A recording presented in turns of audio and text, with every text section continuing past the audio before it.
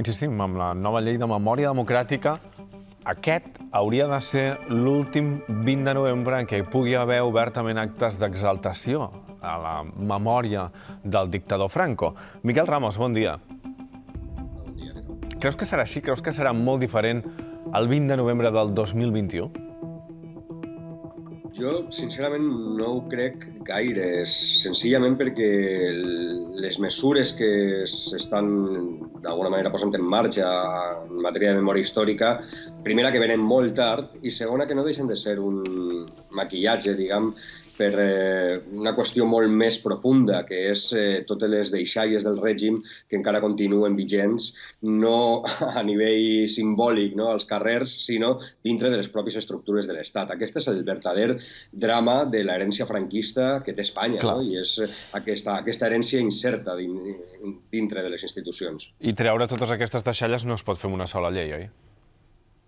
Efectivament, i a més segur que troben la manera de sortejar la llei per a tractar de seguir homenatjant els franquistes, el franquisme, la dictadura, etc. Vull dir, això està bé i s'ha de celebrar, lògicament, perquè l'exaltació del feixisme d'un règim criminal, no?, com fou, i la recuperació de la memòria de les víctimes i la dignitat d'aquestes persones és importantíssim i arriba 40 anys tard, però el franquisme va molt més enllà de la simbologia.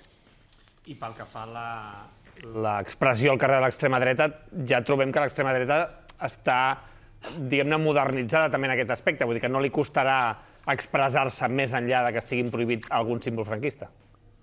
Efectivament, sí. El problema que tenim amb l'extrema dreta no són els folclòrics del franquisme. El problema que tenim amb l'extrema dreta és que existeix una normalització del seu discurs i dels seus marcs que estem veient dia a dia, més enllà dels neonazis que puguen aparèixer cada 12 d'octubre o dels franquistes que apareixen el dia d'avui. L'extrema dreta, el seu èxit ja no és ni tan sols tenir els diputats que tenen, no?, sinó el seu èxit és que els seus temes, no?, la xenofòbia, la islamofòbia, el masclisme, l'homofòbia, etc., s'han normalitzat, no?, i semblen com una opinió més en democràcia. I, perdó, a nivell educatiu, creus que els canvis curriculars que preveu aquesta llei, incorporar més elements de memòria en els currículums de primària i secundària, poden ajudar a que d'aquí una dècada, d'aquí dues, hi hagi una reducció d'aquesta extrema dreta?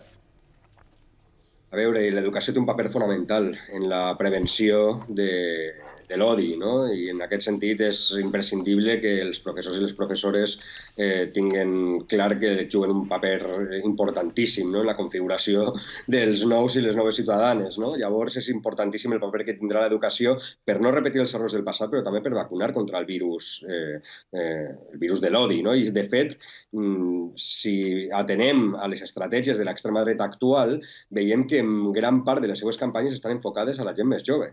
I una gent jove, a més, que no té aquesta base de coneixements de memòria històrica, no?, com aquí a l'estat espanyol, no?, doncs és un problema greu, perquè aquestes idees entren molt bé, les xarxes socials fan un paper importantíssim per a la difusió d'aquestes idees d'extrema dreta i, per tant, és importantíssim que tots i totes, també els periodistes, i també tots els que d'alguna manera tenim alguna incidència social, que siguem conscients en que l'odi troba sempre les escletxes, no?, per inserir els seus missatges.